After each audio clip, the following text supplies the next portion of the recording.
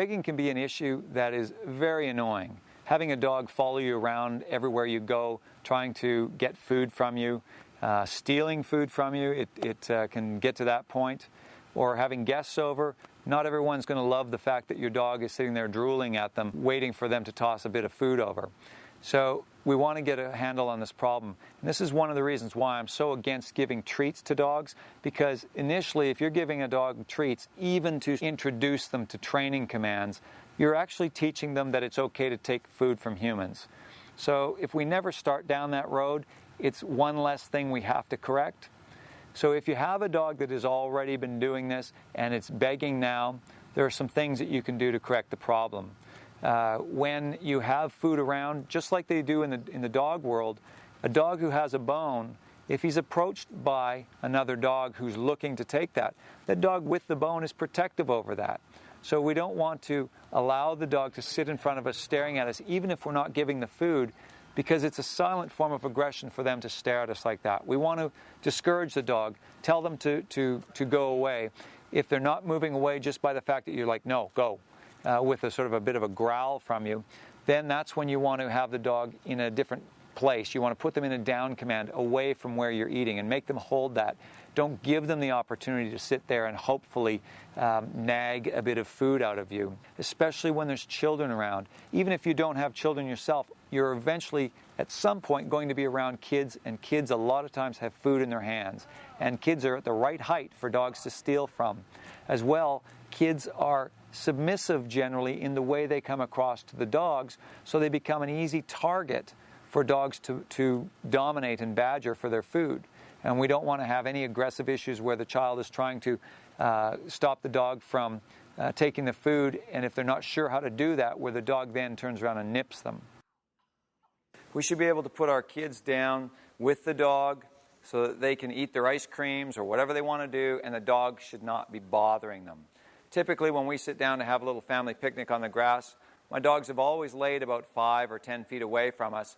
They won't come in and pester us. They're not right next to us. They give us our space, and that's something they've done because the way we deal with them shows them that we're the leaders, the food is ours. There is no begging. It's not a habit that we have created in our dogs. So again, my kids can go out there on their own and have a little picnic, and they don't have to worry about being pestered by the dogs.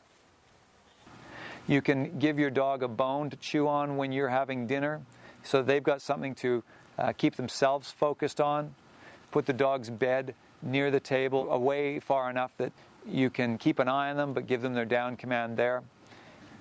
In the house, as I've said before, you want to have your training collar on and your training line on the dog while they're learning to behave in the way that you want them to.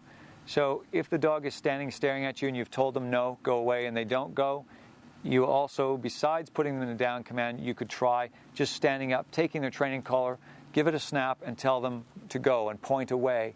And they will start to get the idea when the correction level is appropriate for their personality, they'll start to realize that it's to their benefit not to hang around hovering looking for that scrap.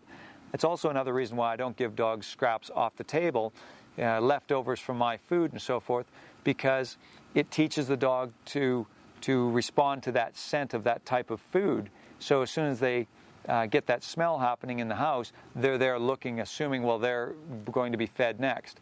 I never give dogs food off of my plate. I wouldn't even put the plate down on the floor to let them clean up that. Don't let the dog stand up and lick the dirty dishes in the dishwasher. I've seen a lot of people do that before, and they think it's a bit of a treat to allow the dog to do that. Anywhere the dog is going after our food, we want to discourage that. Food is a major issue in a dog's mind. It's the one thing that dogs will fight over consistently if they're untrained and they're dominant-minded. That as you go to correct your dog and take their training line and give it a snap back, they may turn around and become agitated with you. If we remember the scales of correction, that if your dog walks through life, say on a scale of 1 to 10, your dog perceives itself to be a 7.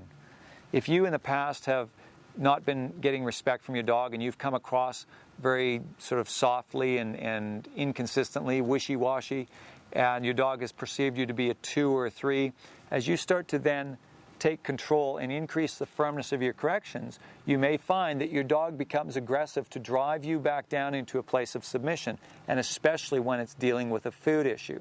So if you find that your dog is growling at you, threatening you, barking back at you as you start to correct them around the food, you want to immediately get your black nylon muzzle, muzzle the dog, sit down with your food, go through the exact same situation. So this way, at this time, you're going to be protected. There's not going to be any problem with you getting nipped by your own dog, and it happens a lot to owners when they're not careful. And it also causes the dog to be a little more humble, a little more submissive to you with the muzzle on.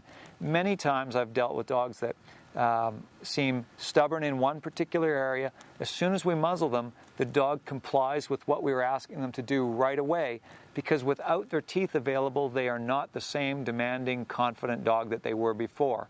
So this is just a stage that we go through in the retraining to get their brain to reprogram to the way that we want it to be. It's not a long-term thing to always have your dog muzzled when you have food around. It's only a temporary tool to get the dog to change its patterns of behavior. Once we've got that change happening, then you try everything with the muzzle off. And if you have a problem, you can go back to using the muzzle for a bit and then take it off again. You're showing the dog that I'm willing to give you freedom as long as you comply with what it is that I'm asking. So don't be hesitant to use a muzzle, because it is a very powerful and effective tool in helping your dog to overcome its dominant mentality.